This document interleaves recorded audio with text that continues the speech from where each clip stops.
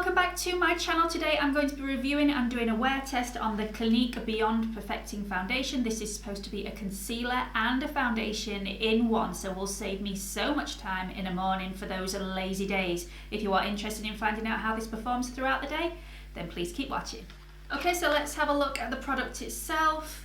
Normal Clinique packaging, very simple, very classy, glass bottle.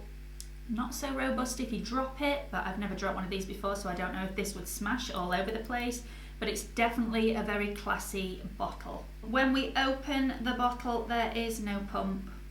No pump, people, no pump. It has what can only be described as a concealer wand on there, which you can apply this to the areas you want to conceal or apply to the areas you want foundation. Personally, I would get a cotton bud and maybe scrape some of that off with the cotton bud so not to transfer bacteria onto the wand. A bit of a clean freak like that. Okay, so let's do a little bit of bump on the Clinique Beyond Perfecting Foundation. It's a foundation and a concealer, so you shouldn't need concealer to hide any blemishes that you've got on your face. This is a one-stop shop. You also shouldn't need to use any concealers underneath the eye area also, but if you do use a colour corrector underneath your concealers, usually underneath the eye, I would still put that on to give this a little bit of a boost.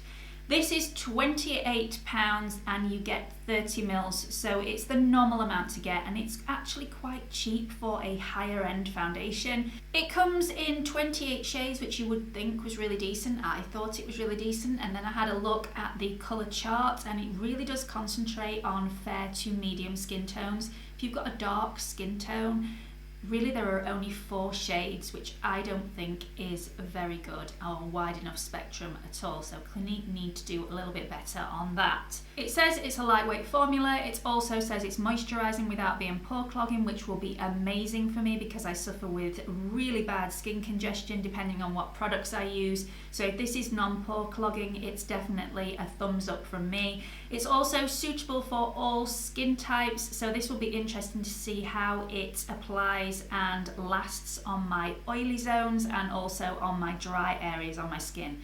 So let's get some of this product on my face. Okay, so I have already prepped my skin. I've just put a layer of the Matrixyl 10% by The Ordinary all over my skin, and I've also put some of the 100% plant-derived squalane, just a tiny little drop just underneath my eyes because they're just so dry at the moment.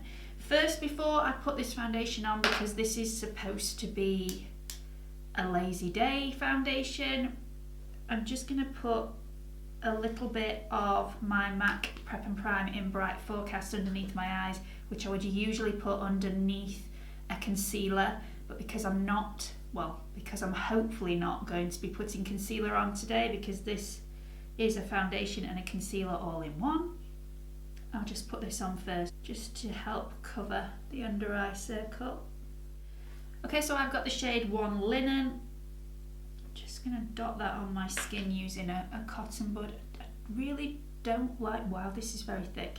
Really don't like using an applicator all over the face. I just think any bacteria that you've got on your face, I know my skin is thoroughly clean, but any bacteria that can get on my skin will then get on the applicator, so I like to use something that I can throw away.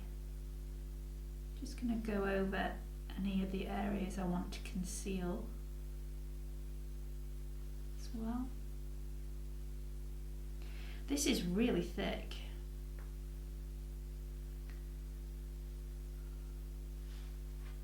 Okay, on one side of my face I am going to use the 103 brush from Zoeva. This is my favourite brush for putting my foundation on, and then on the other side I'll use a blending sponge and see which one is better. And it does say to blend this with your fingers. I'm not going to do that.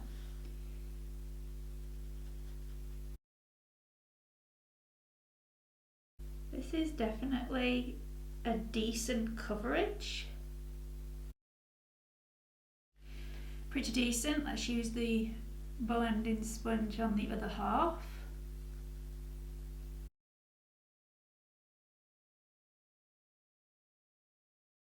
I always find you get a lot more coverage with an actual brush than you do with a blending sponge, but the blending sponge gives you a lot more natural look. Both sides of my face have got a really good coverage, and I know I love putting foundation on with a brush, but with this particular foundation I think you get a better result with a blending sponge. That has definitely covered up a lot, and it doesn't look too thick or cakey either. It says it's a matte finish, a matte natural skin finish. This has got quite a nice soft sheen to it. I would say this is more of a silk finish. It's definitely not overly dewy, but it's definitely not flat matte. Now that might change as it starts to dry down a little bit. Don't feel like I need any more to cover any blemishes up at all. I would usually go in with a concealer to brighten underneath my eyes. I'm not going to do that because the whole purpose of this video was a foundation for lazy days, so I don't want to be applying 10 lots of products on my face because that defeats the object. So I'm going to go and put the rest of my makeup on and I'll be right back. So this is the finished look for today. The foundation did start to move slightly, especially underneath the eye area. It started to move into my fine lines and wrinkles, so I had to set that in place really quickly, and I used the Laura Mercier eye brightening powder for that. Other than that, I haven't put any other products underneath my eye area. I think it's looking really good. I cannot believe I don't actually have any concealer on underneath my eyes. If I look down like this, you can tell here that there is still a little bit of darkness showing. If I was going out for an evening, I would definitely be putting concealer on with this foundation. But it's covered all my blemishes up really nicely, really nicely. And even though it was a really thick consistency, it's gone on really smoothly. I think the trick to this foundation is do not apply too much. Apply it in very thin layers if you want to build it up. I would say this is quite a full coverage. It's on the low end of full coverage, but it's definitely full coverage. It's not like the camouflage makeup that I tried the other day, but this will do. Doesn't feel sticky now that I've set it in place. It did have a slight tackiness to it before I set it. This is definitely not a flat matte finish, but it is a matte sheen finish. It's got a little bit of a semi sheen on the top of there. I haven't got any highlighter on my skin today. I've literally put the bare essentials on my skin. So any glowiness is the foundation. It isn't anything that I've put on top. I think that's a really pretty foundation. I think it looks really flattering on my skin. It hasn't sunk into any fine lines or wrinkles. It feels really hydrating. Doesn't look cakey. But we'll see how that goes throughout the day. I'm going to check in with you a little bit later on and tell you how the foundation has performed throughout the day. I'll see you all in a bit. Hi everybody, and welcome to the check-in. It's now been almost 10 hours since I first applied the foundation, and it's done really well.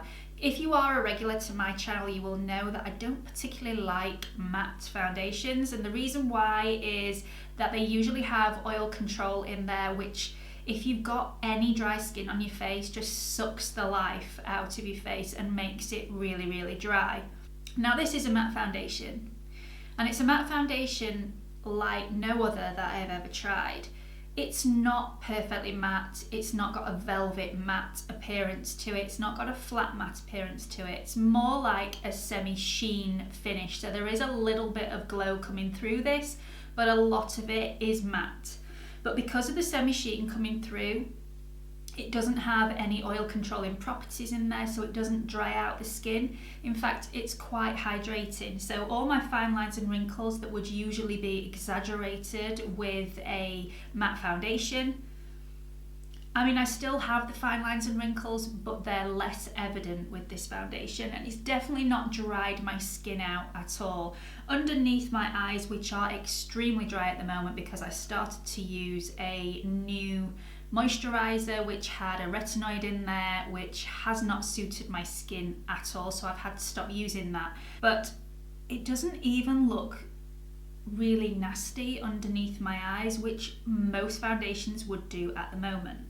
This is definitely not the best foundation that I have ever tried, but it's one of the best matte foundations that I've ever tried. And if you are of a certain age and you are really worried about drying out your skin, but you really want a matte foundation, I recommend this one. The one thing it does not do is airbrush pores. My pores look quite large on my cheeks, and they also look quite large in the T-zone area here. And again, I have no foundation, or the foundation is rubbing off on my chin. And just now I've noticed that it is sitting a little bit in my fine lines and wrinkles around my eyes, but like I've just said, this is the driest part on my skin at the moment. I am trying to get rid of that ASAP, but it has started to sit in those, exaggerating them just a little bit.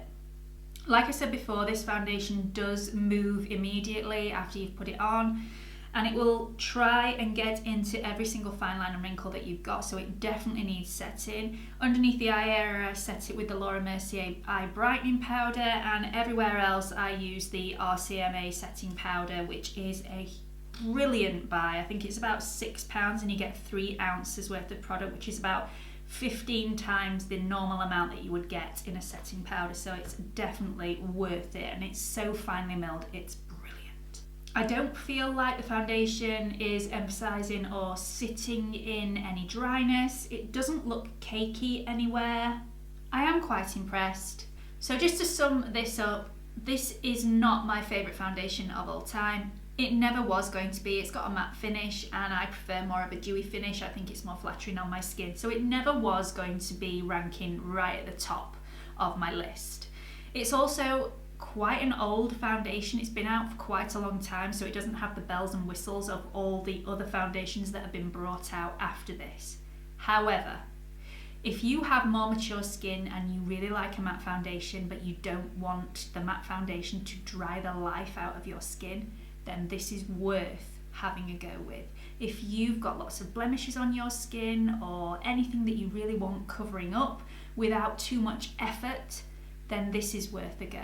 If you suffer from skin congestion and you're worried about the foundation that you're using blocking your pores, then this is worth a go. Or if you just want a foundation for a lazy day where you don't have to apply any concealer, then this is definitely worth a go. Go to Clinique, get your sample. It's definitely worth trying it out on your skin. Foundation is such a personal item. What works for me might not work for you, and vice versa. So you definitely need to go and get your free sample, try it out on your skin for a couple of days before you go out and spend the £28 on the full bottle. So I hope you found this video helpful. If you have, please do give it a big thumbs up, and don't forget to subscribe to my channel. There's a watermark in this corner. If you click on it, it will take you through to my homepage where you can subscribe. Hope to see you all again soon. Bye.